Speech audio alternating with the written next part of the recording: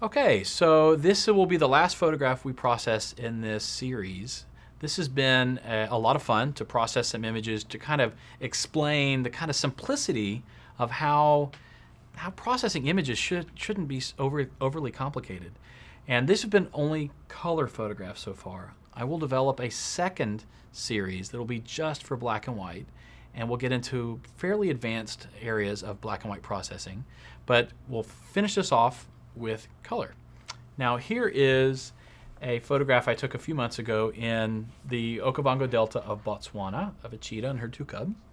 And I thought we would just kind of wrap up all the things we've learned in the last 5 videos in this one last photograph.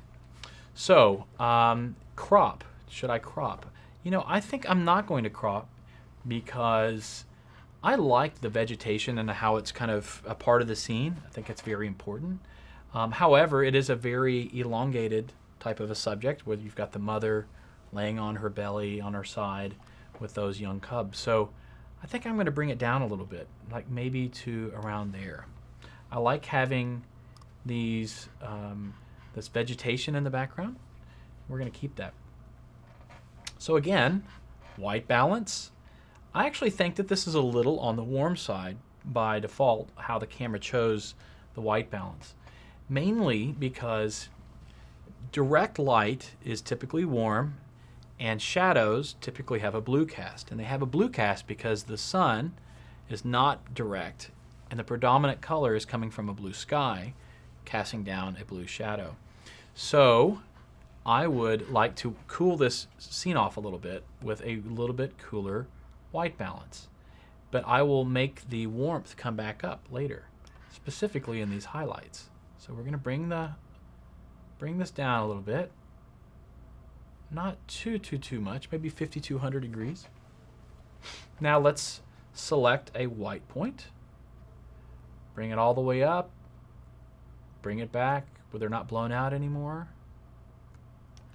Let's do the same thing with black. Anything that's non-white is being clipped. And remember, this is a cheetah. Cheetahs have black spots. It shouldn't be really gray. So maybe something around there. Now one thing I'm noticing is that I think my scene is a little bit on the cool side now that I've adjusted for my black point.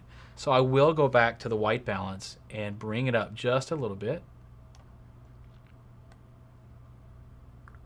I think back up to about 5400 degrees. Just so happens to be this was the original white balance. So just understand that sometimes you go back and you make changes. But if you had already made some sort of saturation or vibrance change, this whole thing would have come unwound and you would have had to start all over again or continue to chase your tail. That's no fun. It's no fun, trust me. So we've set the white point and the black point. How about a little exposure adjustment? Just a little.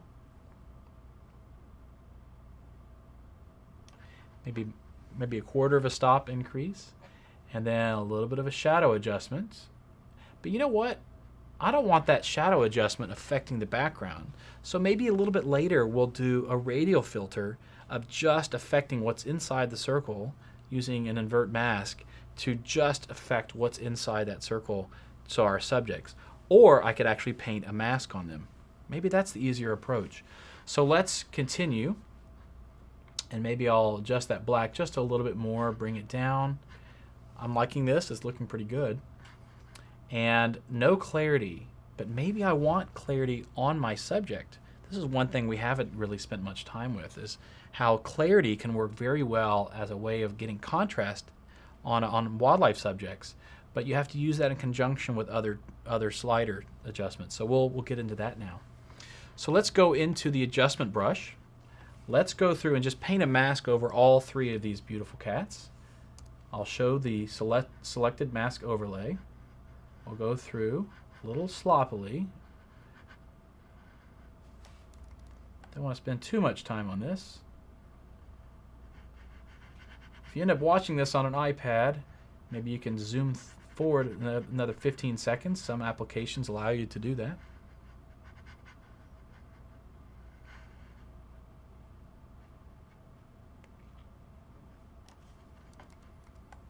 We're going to paint just the edges of the ears maybe the end of the pause.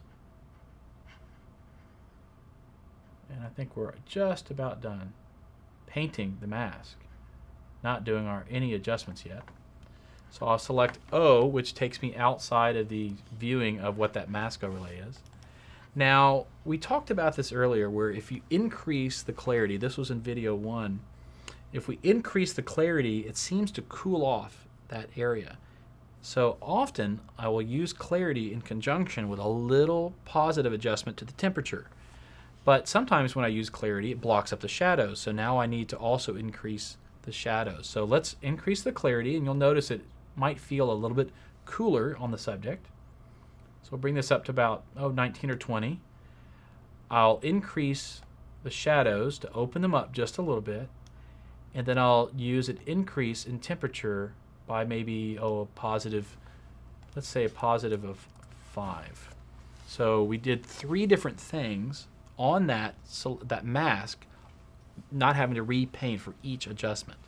So in summary, we did a temperature plus 5, whites plus 14 to get a little bit more contrast in there, increase in clarity, and maybe let's add just a tiny bit of shadows in there, just a tiny bit.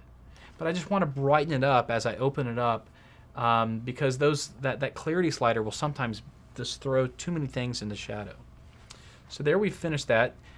I would not recommend using the contrast slider for reasons we mentioned earlier, is that it's such a blunt tool that once you use it, it's so aggressive that even a little bit amount it's just not enough control. So I'd rather use clarity, whites, shadows, and blacks in conjunction to try to arrive at what I want from a contrast standpoint. So now we have this beautiful cat, 2 little cubs, and a background that's a little bit, maybe a little bit brighter than I want. So why don't we use a radial filter over our subjects. Let's create a really big one this time. Let's look at what's being selected. Not a big fan of what's being selected. So why don't we go through with the brush, paint out using the minus button, which is the Alt or Option key. Let's make sure none of these cats have been selected. There's a little bit of pink on them from that mask.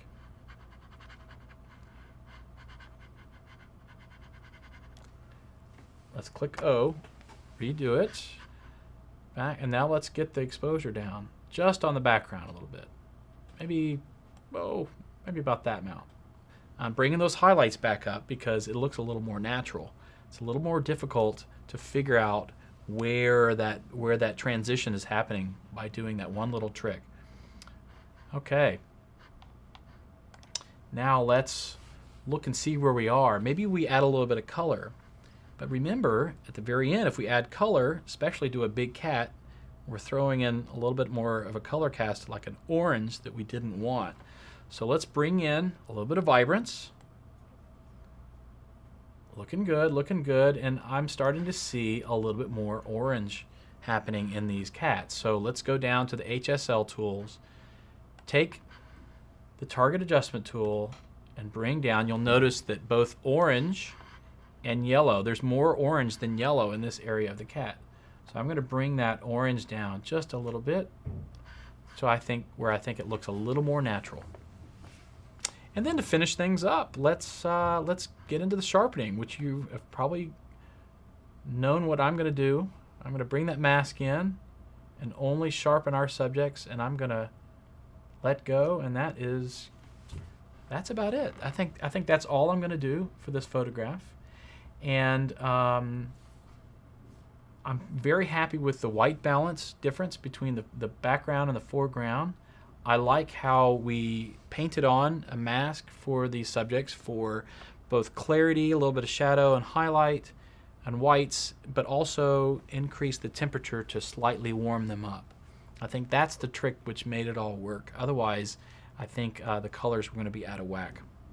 So that wraps it up. Thanks so much.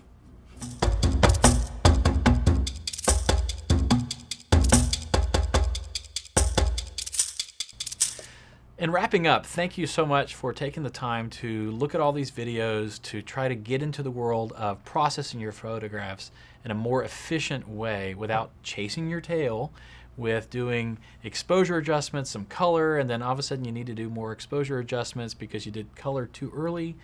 I just wanted to present my way of processing. It's a little simple, and hopefully it's very helpful for your own needs, whether you're a wildlife photographer, a landscape photographer, architectural photographer, cultural or people, whatever. Hopefully this has been helpful to solve your specific needs. I will be making another tutorial for just black and white because it's a totally different way of processing your images, and I have multiple avenues to take. So please take a look at that as well. And if you ever find yourself wanting to go on a beautiful nature photo safari in Africa or elsewhere, please look me up at andybiggs.com. Thanks.